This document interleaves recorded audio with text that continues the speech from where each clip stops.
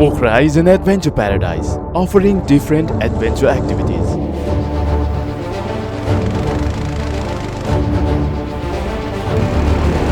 Ladies and gentlemen, this time we present you a brand new adventure in town.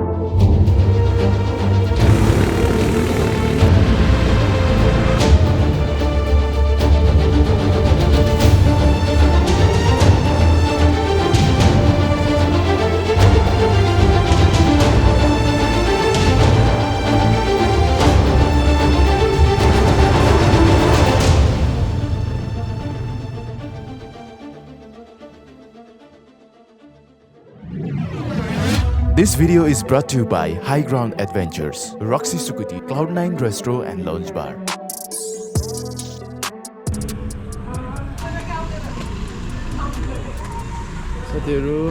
Hello, Higgins sir. हाम्रो second episode हो आज चाहिँ हामी यहाँबाट एउटा नयाँ रुटको लागि 50 भिजिटको लागि जाँदैछौँ। रुटहरू कस्तो छ, कुन रुट जाँदा ठिक हुन्छ अरू कस्टमर्सहरूलाई, त्यसको लागि हामी एउटा भिडियो पनि बनाउँदै टिम जाँदैछौँ।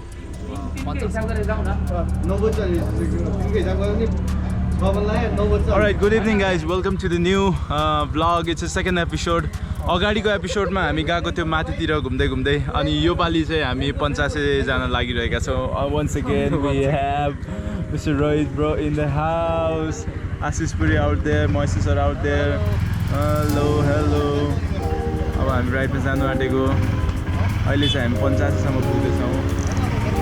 सो ढिलो नगरिकन बाटोतिर भेटौँ होला हैन?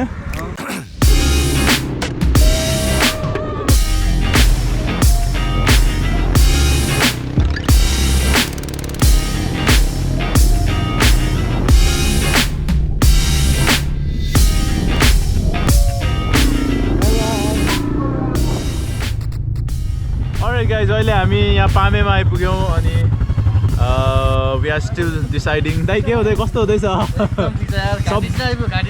सरी घाटी छिना सबैको रियाक्सन है यता हेर्दो रहेछ नि हेर्दा त मान्छे त नआएको छोरीलाई राखेर लिएर गएको हैन, छोरीले के हुन्छ मलाई अब यो गाडीमा सबैले तपाईले हेरिरहेको छ यहाँ चाहिँ बस्न खान व्यवस्था हुन्छ है, होमस्टेहरू छ। ल हामी यहाँ बस्नको लागि व्यवस्था मिलाउँदैछौँ। भन्ज्याङसम्म पुगौँ कि हामी, मैले भन्नु माथि भन्ज्याङसम्म पुगौँ कि भन्ज्याङसम्म पुग्नु पाएन यहाँ त नबसौँ। यहाँ त के गर्नु एकदम रसमा नपुगाऊ, भोलि पनि फेरि टाइममा फर्किनुपर्छ र। ल साथीहरू डिसाइड गर्दैछन् माथि जाने कि तल बस्ने भन्ने कुराहरू। म चलाउँछु न उसलाई लाज जेल देख्नुभयो, आखिर म आएर भनेन म चलाउँछु भनेर मैले भन्थेँ नि पुरीलाई लाज जेल्ली भइरहेछ। दाइले माग न दाइले चलाउँछ फेरि मलाई फेरि आफ्नो पाराले चलाउनु रहेछ दाइबाट भन्दै हुन्छ यो नहाल्नु यही हाल कन्टेन्ट के भन्छ आउनु ट्राई गर्नु, पानी चाहिँ अहिले बसेको ब्रो कस्तो हुँदैछ सफा? 50 लानु पर्ने यहाँबाट कहाँ यहाँ नै घरै गएर सुतिन्छ।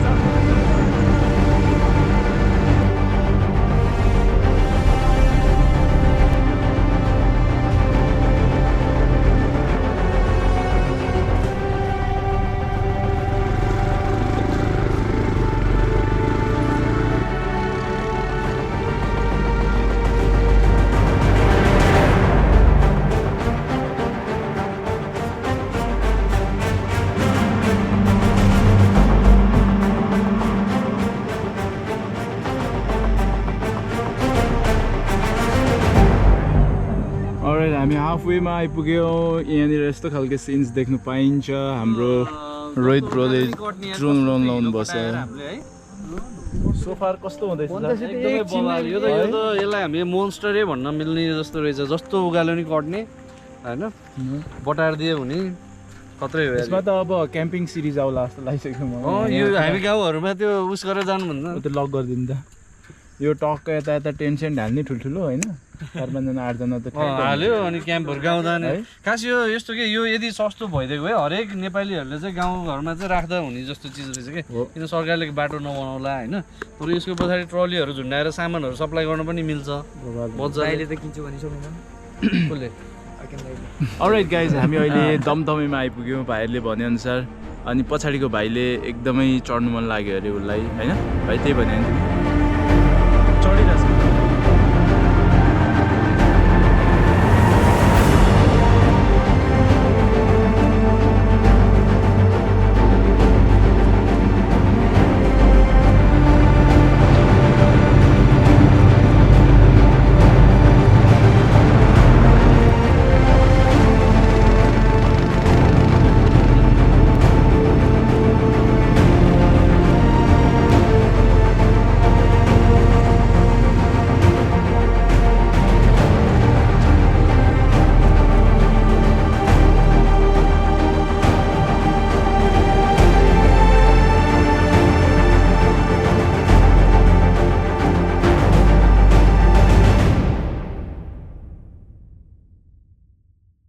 फाइनली हामी 50 सम्म आइपुग्यो chairs in the name of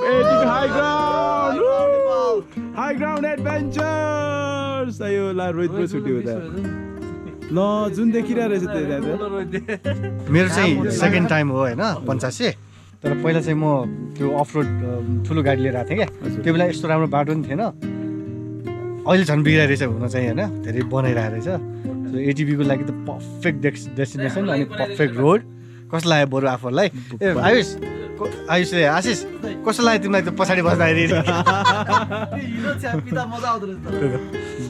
really fun एकदम फन ट्रेल अब हुन्छ नि one of like perfect destination है अब यहाँ त म फर्स्ट आउँदैछु अब सेकेन्डचोटि भनौँ न यता पर्वत यता कास्की अनि अर्को के तनहु के अरे स्याङ्जा 3टा डेस्टिनेसन भएको ठाउँमा लगभग एटिभीमा लगभग 1.5देखि 2 घन्टामा पुग्दो रहेछ होइन भनेपछि इभिनिङको टाइम 5 बजे 6 बजे 4 बजे प्लान गर्दा नि हुने बेस्ट लोकेसन अब आज हामी राति आइपुग्यौँ अब भोलि के हुन्छ होइन पछाडि बस्दा आज म खासै चलाउन पाएन गाइजहरू सो स्याड अनि यो रुटमा चलाउन मन थियो तर केही छैन साथीहरूले चलाउनु भयो म पछाडि बसेँ दिनेश दाइको दिनेश दाइले फेरि रफ्तार हान्ने होइन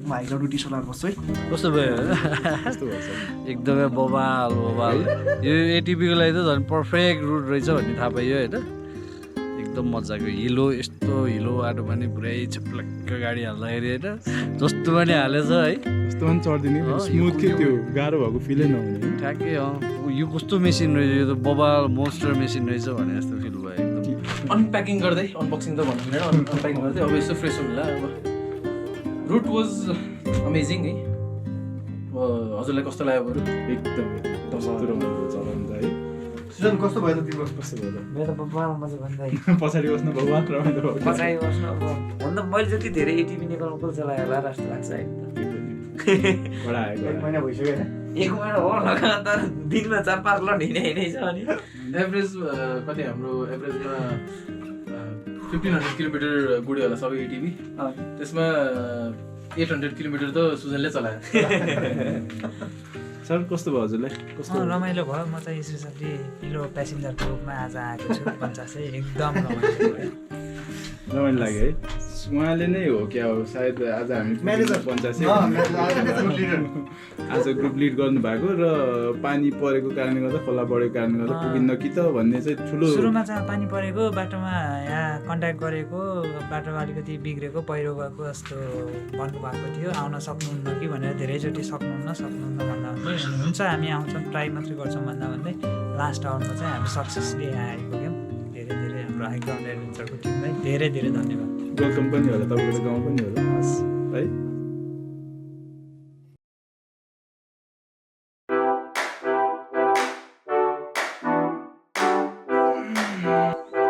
Alright guys, good morning.